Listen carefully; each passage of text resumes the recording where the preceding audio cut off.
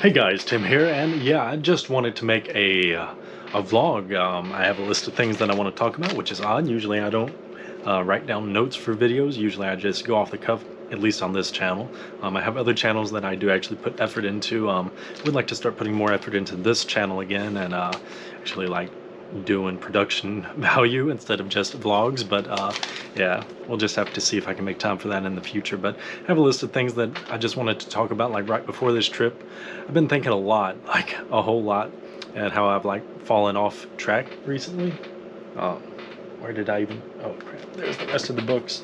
Yeah, I'm just the things I'm going to go over in this video are going to be current Japanese level, talk about where I am in Japanese, what my current level roughly is, Japanese goals, what I want to do in the language, I guess. Dating in Japan, that's something that I'm going to take about. I believe I've mentioned some of that in more recent videos. Goals when I get back, things that I want to start doing more and get back on track to doing. So yeah, the first thing is current Japanese level.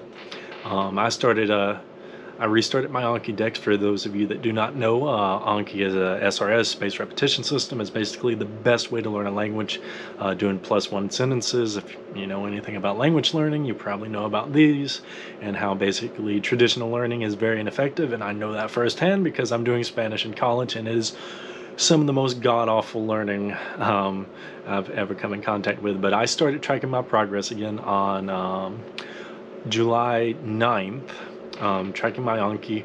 I've done 0 reading time, 0 active listening, because I count, like, whenever I watch anime with English subtitles, I count that as passive immersion, like passive listening, because I'm actually reading in English. I'm still trying to listen to it in Japanese, but yeah, it's not very effective like immersion, and I really need to get back on that. But I didn't really want to start tracking that because I want to start setting like weekly goals and stuff for like the type of reading I want to do each day, how much active immersion I want to do each day. And I cannot really do that right now because the Japan trip is literally like 2 days away. It's Friday right now. I have to work this weekend, and as soon as I get off work, I'm going to leave early at 2 a.m., drive home, get my stuff, drive to the airport, and I'm leaving. So there's just no time in these last 2-3 weeks that I've been knowing that I'm going back to Japan. I didn't really want to start setting goals because while I'm in Japan, there's no way I'm going to hit these goals. There's no way I'm going to sit like in the hotel room for like an hour each night and read, or I'm going to sit and like watch anime or immerse on YouTube, and I'm not going to do that for like 2 or 3 hours of active immersion while I'm there. And I'm not going to count being there as active immersion. Of course, I'm still going to get my Anki reps in. I'm going to do my Anki every day. That's something I fell off from last time. This last trip really threw off my schedule. That's one thing that since last year and into this year that I've been very adamant about is actually keeping a day planner. I highly recommend this for being active, but ever since that trip, yeah, it's just fallen by the wayside. I haven't really been filling out any of my days since my last Japan trip. I've rarely filled out anything. That's one of the goals that I'm going to work on getting back to whenever I get back from Japan. But yeah, I'm gonna get my Anki reps while I'm there. I have to do that each day. I cannot let my Anki like the algorithm for it and how it actually works. You have to do it every day. You cannot skip a day. You need to do all your reviews, at least your reviews every day. Even if you don't do new cards, do your reviews every single day. And I have it down to where it like takes less than an hour. Like today, it took 51 minutes for me to grind all my Anki reps, and I can tell you how many cards I did. 201 cards in 51 minutes, and that is kanji cards, N5 sentence cards, N4 sentence cards. And I've actually started mining my own sentences from like Japanese YouTube videos, so I have that as well. I learned 15 new sentences today, 5 new kanji cards. I've lowered my kanji cards. Might bump that back up to 10 when I get back. I'm not fully sure, but I'm going to keep that at least at 5 a day. I did that because it was getting crazy. It was like over 100 every single day, and one of the things that I've been doing since I restarted my decks, because I plan to take the Kanken eventually, which is a Japanese kanji knowledge test, and you have to know like the stroke orders for the kanji, and you have to know all the kanji. Basically, since I restarted my decks, I've been writing out all my kanji reviews and new cards that I learn each day. So that's one of the reasons my Anki time is pretty high, honestly. The sentence cards don't take a lot of time, but it takes at least like 30 to 40 minutes to do. usually like 100 plus cards. I've got it down to around 70 cards a day. I believe the last few days have been like around 70 cards, plus 5 new cards each day. So we're doing better on that. And since July 9th up until today, which is August 2nd, so it's like a bit over 3 weeks, I think. And we have 31 hours and 48 minutes in Anki. That's almost all my immersion. That's basically all the Japanese that I've gotten in. As far as like passive immersion, that's just like watching anime in English subtitles or listening to anime while I'm at work. I count that as passive listening. I currently have, since July 9th, 12 hours and 35 minutes, so not a lot of time. So whenever I get back, I'm gonna start grinding goals for that. That's my Japanese goals. As far as sentences, currently I've finished the N5 deck, refinished that. That's like the third time I've finished that deck. It's really easy. I grinded that very hard these last 3 weeks and just destroyed that deck. It's 900 and some odd cards, I believe, is total for the N5 deck. So I grinded all that, and even with like doing that many cards each day, I was doing like 100 cards the first 2 days, and like 50 cards each day for like multiple days, and then 25 cards, and then towards the end I was like, all right, I'm just gonna finish this off. So like over 2 days I did 100 cards the last 2 days and just knocked it out. So I finished that deck off, and even with doing all that, like I knew like the first 500 to 700 really well. It wasn't until like the last 200 or 300 that really still haven't fully memorized those completely. And all of those are mostly sentence cards. Some of them are word cards, but most of them are sentence cards, and it's +1. So every card is at least one new word on it. So I've done good on that, and I've been grinding my. Since I finished that deck, I upped my N4 deck from 5 cards a day to 10 cards a day, and I am 170 cards into that. It's a 1,255 card deck, so quite a bit more than the N5 deck, but I have to have that deck done. I really need to finish that deck by like October, sometime in October. So whenever I get back, I'm probably going to bump that up to 15 to 20 cards a day. Might just bump it up to 20. I'm planning to finish that one off. But currently, if you want to know what my vocab is, roughly, it's like 1,157. You're considered fluent, whatever your meaning of fluent is, but you're basically considered fluent at around 10,000 sentences. If you know like 10,000 words, you're basically fluent in a language. You can get by basically everyday life. That's what you need. So I'm over 1/10 of the way there. So that's good, but that's not every word I know. Like there's quite a few words that I don't have Anki cards for, like from just like reading manga and stuff, like in Japanese, and cards that like words that I know that are not Anki cards. There's quite a few of those that I know, maybe like another 100 or less. Just like Japanese words that I know that aren't Anki cards, like Konnyu, big boobs, because I read a lot of Dojin and H manga and stuff, so it's like I know a lot of vocab from that are not Anki cards, clearly. So that's pretty cool. Well, depending on your definition of cool, but yeah. That's roughly where I am. Whenever I get back, I'm going to go up to probably 20 cards a day is what I need to do, because I really need to finish that deck. I have to have it done before December, and I want to have some time to like fully grasp the words and like fully memorize them, so I'm probably going to up that. But it's also going to be difficult because I want to keep my own Anki deck that I'm like mining sentence cards for. I want to keep that at 5 a day. Don't want to lower it any more than that, so it might only be like 15 for the N4 deck, but just going to keep grinding those and start making more Anki cards is basically what I want to do. So yeah, that's basically where I am with like Japanese at the moment. I believe I'm further than what I was last year whenever I passed the N5 test. Basically, I've finished the N5 deck multiple times, like 3 times. So yeah, I ended up passing the N5 test. Kind of barely passed, but I passed it somehow. But I believe now, like my Japanese, especially when I like listening, because prior I didn't have a lot of time listening, and even now most of my listening is passive listening. But whenever I get back, my Japanese like learning goals is to like really grind the Anki decks that I have and just finish those off. I want to finish RRTK, which is like 2,200 kanji. I'm over 1,000 kanji. I believe I'm like at 1,030, 1,040, somewhere around there. I believe that's what I'm up to now.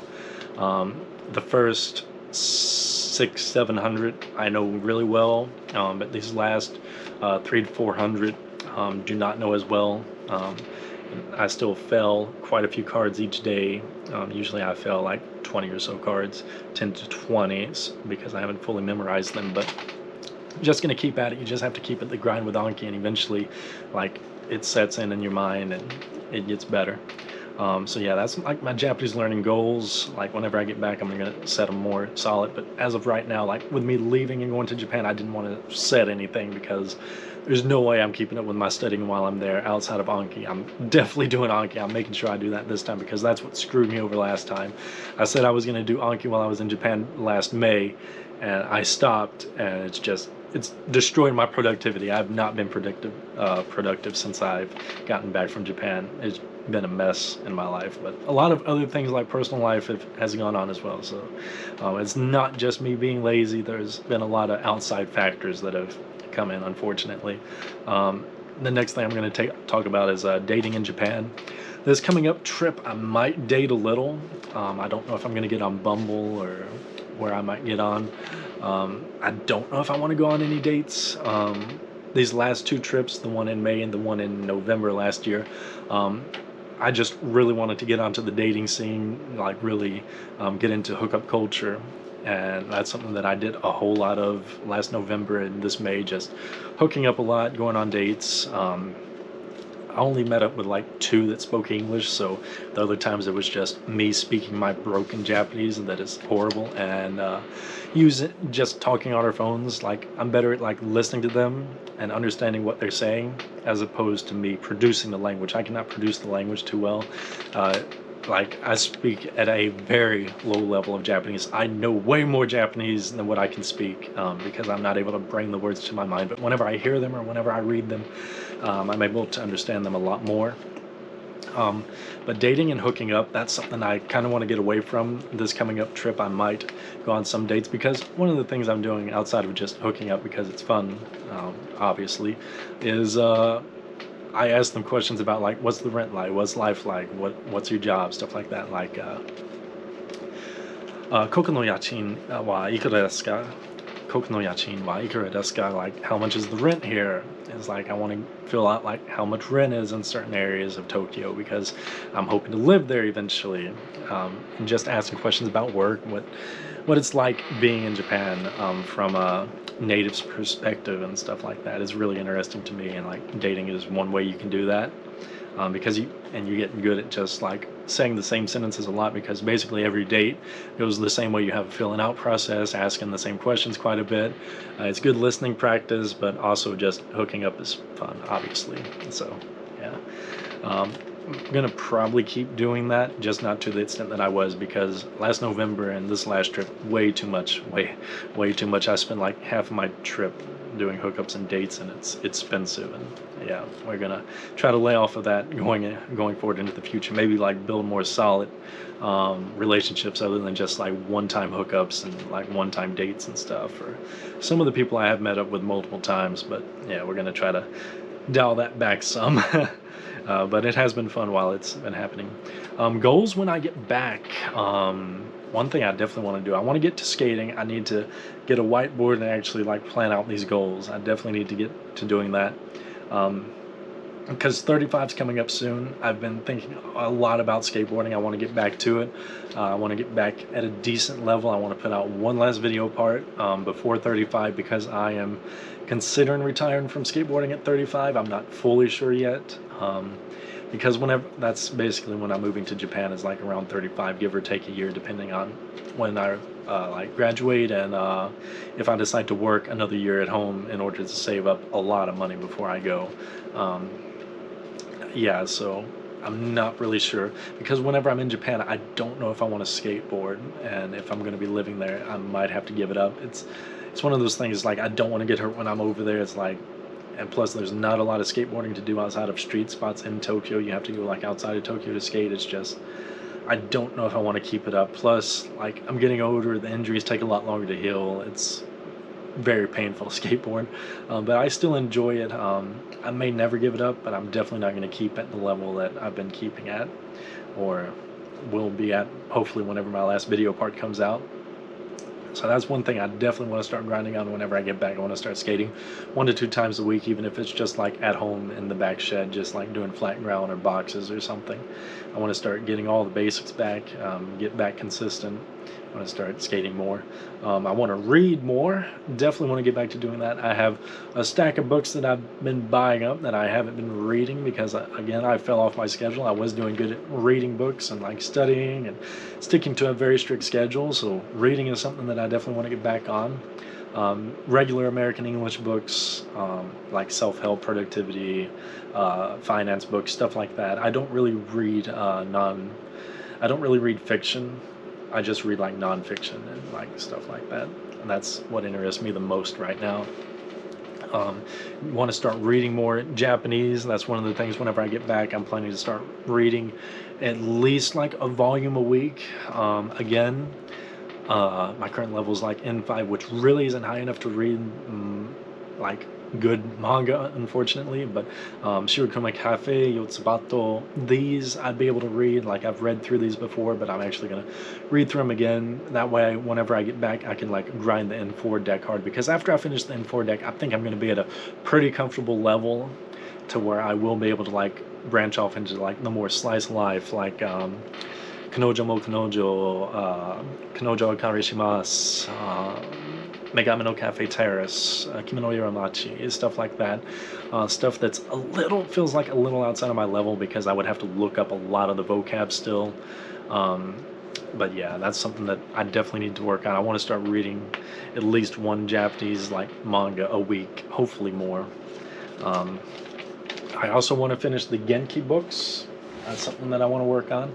I've never actually finished these, and I really need to finish them. That way I have a better grasp of basic Japanese grammar for the N4 test that's coming up. Both of the Genki books should take me up to that, so I'm going to start grinding that. It's going to be a little difficult because fall semester is starting, and I'm taking like 13 credit hours this semester, I believe. I'm also planning to reread these. I've been slowly reading back through the N5. These are basically what the Tango Anki decks are based off of, like the N5 and N4 book. But man, this is so boring. The first one, oh my god, I know all this vocab so much because I've seen all of these cards. The cards for the Anki deck are basically just these sentences from these books, and it's just so boring to read back through, but I'm going to have to buckle down and read through that one. And I want to start reading through this one once I get a little further into like the N4 deck. That way I can read it easier and just refresh my mind. And then once it gets closer to test time for the JLPT N4 test, I'm going to start grinding this N4, N5 question book. Hopefully going to start grinding that. I want to start the N3 deck hopefully before the end of the year. But yeah, reading more, that's a big thing that's a big thing that I want to start getting better at. I also want to start scheduling more. I got to get back to this as soon as I get back. I know that's one of the things about productivity. It's like show don't tell, and I'm breaking that standard now where I'm talking about what I'm going to do whenever I get back, and I really shouldn't be making this video or talking about it because you get that like serotonin or a dopamine hit like in your brain, and it's just talking about your goals. It like gives you that dopamine hit and it makes you less likely to do them. But yeah, I just wanted to make this video talking about it, but I definitely need to get back to scheduling the previous night before. If I do not schedule the night before, if I wake up and try to schedule that morning, I don't ever end up scheduling. But if I write out my schedule the night before, I'm much more likely to just stick exactly to my schedule, and I need to do that. Another thing I want to do is start working out and running again. I was working out 5 days a week previously and running 5 days a week previously, and I definitely need to get back to that. I need to start doing more long distance running, longer times running. That way I can start running in 5Ks again. I want to get back to doing that whenever I get back. In fact, I'm thinking about while I'm in Japan, like my hotel is kind of close to a park that is actually better than the last hotel that I was at. It's like pretty close to the park, and I might actually start running in that of a morning or night. I'm not sure yet. It just depends on how tired I'm going to be whenever I'm there. And the last thing I have written down is just immerse more. That's something that I absolutely need to do. I need to increase my Japanese listening ability, and whenever I say immerse more, I mean active immersion. I need to start watching Japanese anime, just raw, no subtitles. Watch more Japanese YouTube videos, which I have started doing that a little bit more, to mine sentences from just, I need to get more active immersion and get better at parsing the words whenever I hear them like by native speakers. And anime is a good way to do that too. It's not as ideal as like native Japanese speakers, because with like anime and stuff, they're like clearly pronouncing everything, whereas like native Japanese speakers, like YouTubers and stuff, it's like it's a lot more difficult to parse the words because they're speaking not only at a faster rate, but they're not pronouncing and putting all the intonation and pitch on all of the correct words perfectly. Like in anime they'll do like multiple takes and make sure everything is pronounced clearly and it's like scripted, whereas like YouTube videos, it's not as much and not as professional, so it's a lot more difficult to parse, and it's more of a better example of what Japanese would be like in the wild if you are in Japan, like trying to talk to a native speaker or at a restaurant or something. But yeah, that's my goals. That's what I'm planning to do. Hopefully I upload this video. I've made like 4 or 5 videos that I haven't uploaded yet. But yeah, I hope you enjoyed the video. Big things coming in the future in my life anyway. I have a lot of goals. This trip I want to be less about hookups, less about dating, and more about reflecting and making sure that I do truly want to move to Japan. I definitely need some like deep reflection time and just thinking about and just like being immersed in the culture instead of just trying to hook up. So yeah, that's one of my goals for this trip. So I will see you guys in the next video. Later.